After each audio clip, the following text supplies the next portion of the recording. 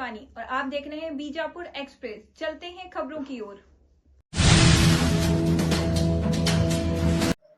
ರಾಣಿ ಚೆನ್ನಮ್ಮ ಉತ್ಸವ ಸಮಿತಿ ಹಾಗೂ ಕಿತ್ತೂರು ರಾಣಿ ಚೆನ್ನಮ್ಮ ಸಂಸ್ಥೆ ಸಹಯೋಗದಲ್ಲಿ ಈ ಪತ್ರಿಕಾಗೋಷ್ಠಿಗೆ ಆಗಮಿಸಿರ್ತಕ್ಕಂಥ ಎಲ್ಲ ಪತ್ರಿಕಾ ಮಾಧ್ಯಮದವರಿಗೆ ಸ್ವಾಗತವನ್ನ ಕೋರುತ್ತಾ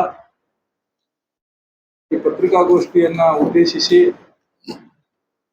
ಕಿತ್ತೂರು ರಾಣಿ ಚೆನ್ನಮ್ಮ ಉತ್ಸವ ಸಮಿತಿಯ ಅಧ್ಯಕ್ಷರು ಅವರನ್ನು ಸ್ವಾಗತಿಸಿ, ಅದೇ ರೀತಿಯಾಗಿ ಕಿತ್ತೂರು ರಾಣಿ ಚೆನ್ನಮ್ಮ ಸಂಸ್ಥೆಯ ಅಧ್ಯಕ್ಷರಾಗಿರ್ತಕ್ಕಂಥ ನಮ್ಮ ಸಮಾಜ ಹಿರಿಯರಾಗಿರ್ತಕ್ಕಂಥ ಶರ್ಮ ಆಲೂರ್ ಅವರನ್ನ, ಅದೇ ರೀತಿಯಾಗಿ BS ಬಿರಾದರ್ ಅವರನ್ನ, ಅದೇ ರೀತಿಯಾಗಿ BM ಬಿರಾದರ್ ಅವರನ್ನ, ಅದೇ ರೀತಿಯಾಗಿ ತೃಪ್ತಿ ಸರ್ ಅವರನ್ನ ಮತ್ತು ಕರ್ನಾಟಕ ರಾಜ್ಯ ನೌಕರ ಸಂಘದ ಜಿಲ್ಲಾಧ್ಯಕ್ಷರಾಗಿರ್ತಕ್ಕಂಥ ಈರಣ್ಣ ಕಳಕೌಟಿ ಅವರನ್ನ, ರವಿ ತೊರವಿ ಅವರನ್ನ, ಅಶೋಕ್ ಬಿರಾದರ್ ಅವರನ್ನ, ಅದೇ ರೀತಿಯಾಗಿ ಮಾಜಿ APMC ಅಧ್ಯಕ್ಷರಾಗಿರ್ತಕ್ಕಂಥ ಅಶೋಕ್ ಪಾಟೀಲ್ ಅವರನ್ನ, ಅದೇ ರೀತಿಯಾಗಿ ಸಮಾಜ ಹಿರಿಯರಾಗಿರ್ತಕ್ಕಂಥ ಮುತ್ತಣ್ಣ ಜನಶೆಟ್ಟಿ ಅವರನ್ನ, APMC ಸದಸ್ಯರಾಗಿರ್ತಕ್ಕಂಥ ರಾಜು ಕಳಸವರನ್ನ ಸ್ವಾಗತಿಸಿ ಈ ಪತ್ರಿಕಾಗೋಷ್ಠಿಯನ್ನ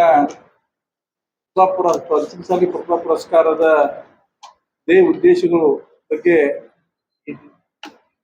ನಮ್ಮ ಅಧ್ಯಕ್ಷರಾಗಿರ್ತಕ್ಕಂಥ ಸುರೇಶ್ ಬಿರಾದರ್ ಅವರು ನಡೆಸಿಕೊಡ್ಬೇಕಂತ ಕೇಳ್ಕೊತೀವಿ. ಎಲ್ಲರಿಗೂ ನಮಸ್ಕಾರ. ಈ ಒಂದು ಪತ್ರಿಕಾಗೋಷ್ಠಿಗೆ ಎಲ್ಲ ಮಾಧ್ಯಮ ಮಿತ್ರರನ್ನ ಸ್ವಾಗತಿಸಿ, ಈ ಒಂದು ಪತ್ರಿಕಾಗೋಷ್ಠಿ ಕರೆಯತಕ್ಕಂಥ ಉದ್ದೇಶ ಅಂತಂದ್ರೆ,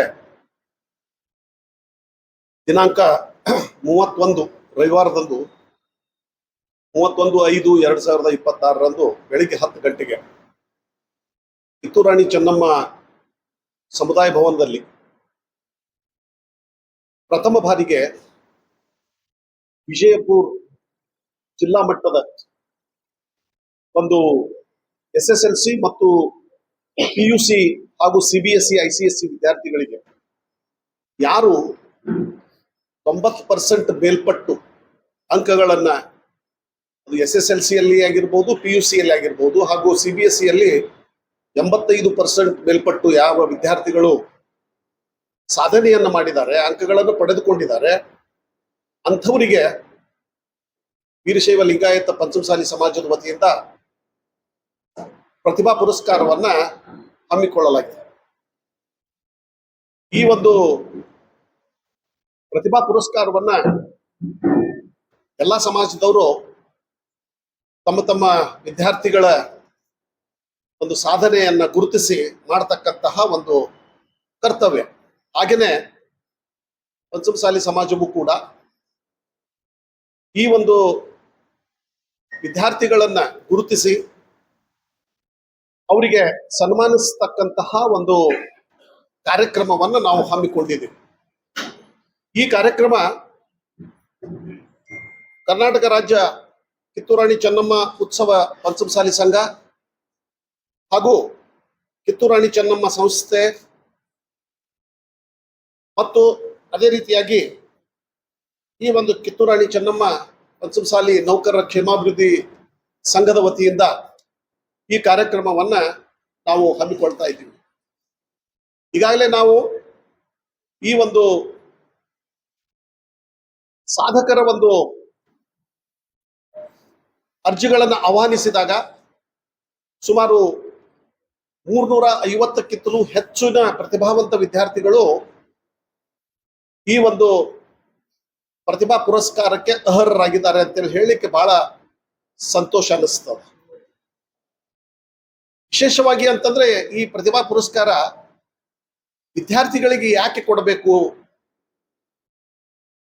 ಇಲ್ಲಿ ವಿದ್ಯಾರ್ಥಿಗಳಲ್ಲಿ ಒಂದು ಸ್ಫೂರ್ತಿಯನ್ನ ನೀಡಲಿಕ್ಕೆ, ಸಮಾಜದ ಬಗ್ಗೆ ಅವರಲ್ಲಿ ಒಂದು ಜವಾಬ್ದಾರಿಯುತವಾದಂತಹ ಗುಣವನ್ನು ಬೆಳೆಸಿಕೊಳ್ಳಿಕ್ಕೆ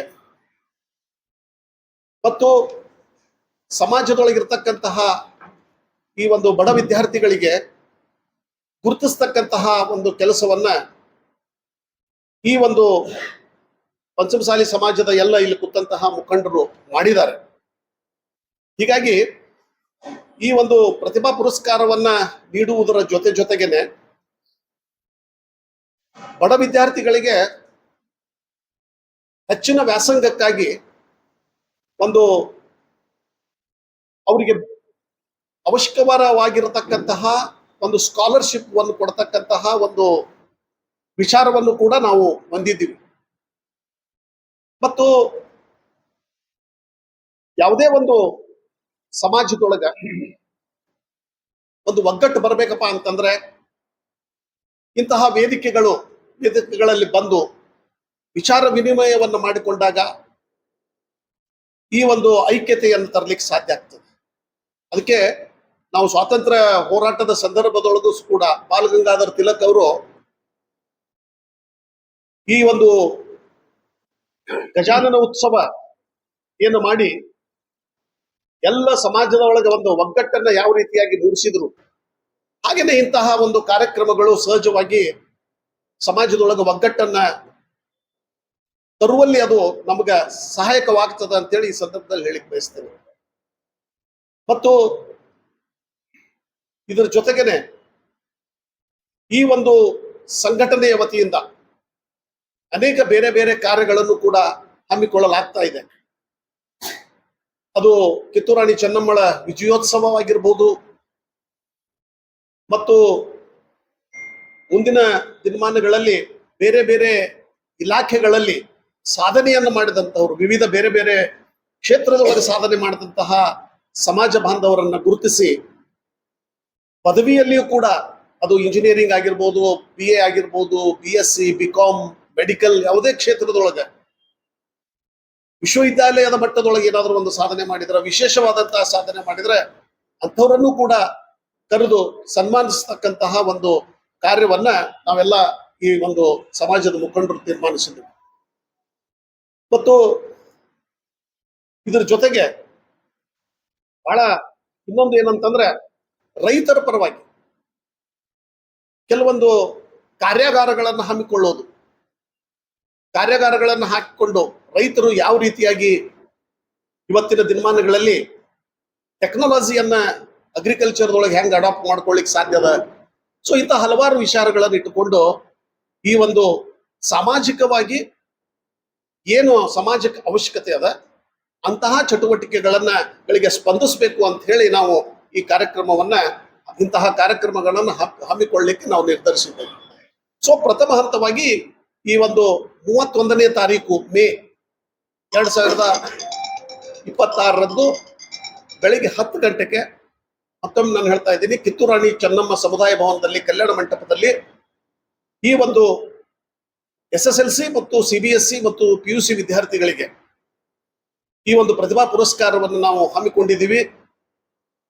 ಈ ಒಂದು ಪ್ರತಿಭಾ ಪುರಸ್ಕಾರಕ್ಕೆ ನಾವು ಸಮಾಜದ ಎಲ್ಲ ಬಾಂಧವರನ್ನ, ಹಿರಿಯರನ್ನ, ಮುಖಂಡರನ್ನ, ಎಲ್ಲರನ್ನ ಈ ಒಂದು ಪತ್ರಿಕಾ ಮಾಧ್ಯಮದ ಮೂಲಕ ಅವರಿಗೆ ನಾವು ಆಹ್ವಾನಿಸ್ತಾ ಇದ್ದೇವೆ. ಹೀಗಾಗಿ ಈ ಕಾರ್ಯಕ್ರಮ ಯಶಸ್ವಿಗೊಳಿಸಲಿಕ್ಕೆ ಸಮಾಜ ಬಾಂಧವರು ಎಲ್ಲರೂ ಕೈಗೂಡಿಸಬೇಕು ಮತ್ತು ಈ ಸಮಾಜವನ್ನ, ಈ ಒಂದು ಕಾರ್ಯಕ್ರಮವನ್ನ ಯಶಸ್ವಿಗೊಳಿಸಬೇಕು ಅಂತ ಹೇಳಿ ನಾನು ತಮ್ಮ ಮೂಲಕ ಅವರಲ್ಲಿ ವಿನಂತಿಸಿಕೊಳ್ತೇನೆ. ನಮಸ್ಕಾರ.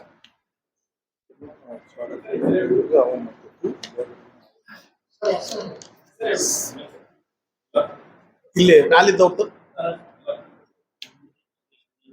ಆಮೇಲೆ ಇನ್ನೊಂದು ವಿಷಯ ಬಂದ್ರೆ, ನಾವು ಈಗಾಗಲೇ ಈ ಕಾರ್ಯಕ್ರಮಕ್ಕೆ ನಮ್ಮ ಪ್ರತಿಭಾನ್ವಿತ ಏನು ಸಾಧನೆಯನ್ನು ಮಾಡಿದಂತಹ ಅಧಿಕಾರಿಗಳನ್ನ ಇದಕ್ಕೆ ಅತಿಥಿಗಳಾಗಿ ನಾವು ಆಹ್ವಾನಿಸ್ತಾ ಇದ್ದೀವಿ. ಇದೊಂದು ಸ್ವಲ್ಪ ವಿಶೇಷ.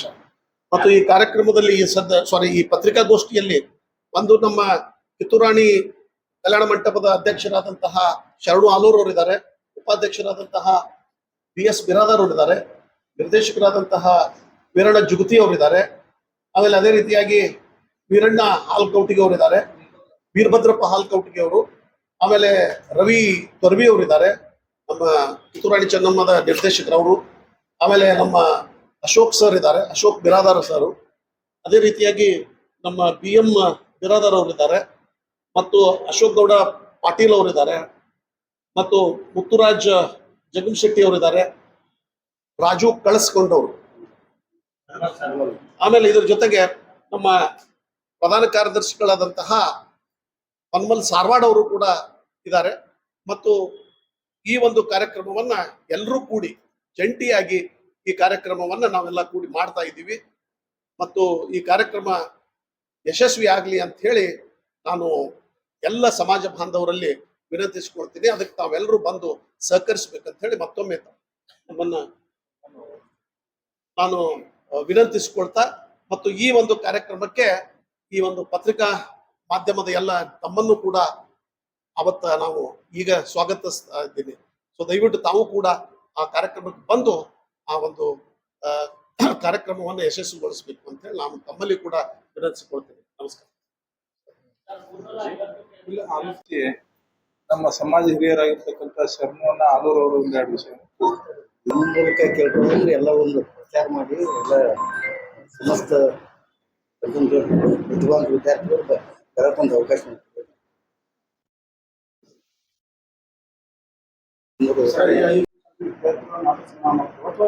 ಇಲ್ಲ, ಪಂಚಮಸಾಲಿ ಸಮಾಜದ ವಿದ್ಯಾರ್ಥಿಗಳಿಗೆ ಮಾತ್ರ ಇಲ್ಲ 90 and above. 90 and above. ಬಡ ವಿದ್ಯಾರ್ಥಿಗಳು ಅಂತ ಸರ್ ಶ್ರೀಮಂತರು ಇದ್ದಾರೆ ಸರ್.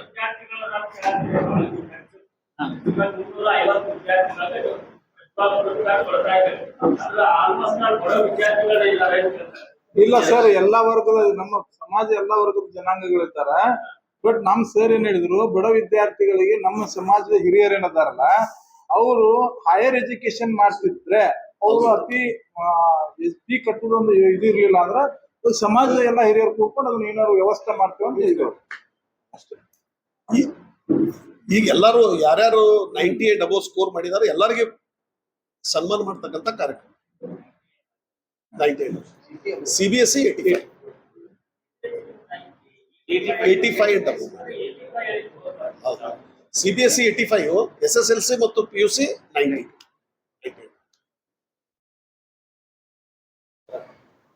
ಹಾ.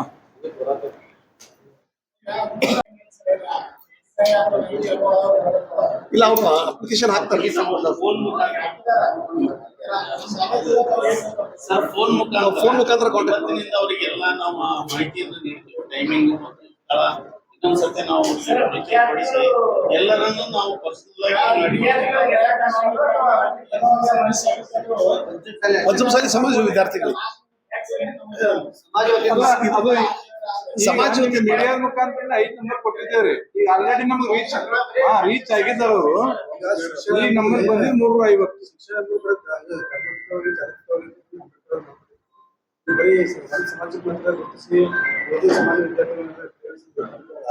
ಸರ್, ಈಗ ಏನಾಗ್ತಾ ಇದೆ ಅಂತಂದ್ರೆ ಆಯಾ ಸಮಾಜದವರು ಅವರವರ ವಿದ್ಯಾರ್ಥಿಗಳನ್ನು ಗುರುತಿಸಿ ಅವ್ರು ಮಾಡ್ತಾ ಇದ್ದಾರೆ. ಶಿಕ್ಷಣ ಸಂಸ್ಥೆಗಳಲ್ರಿ ಸರ್, ಸಮಾಜದ ವತಿಯಿಂದ ಮಾಡ್ತಾ ಇದ್ದೀವಿ.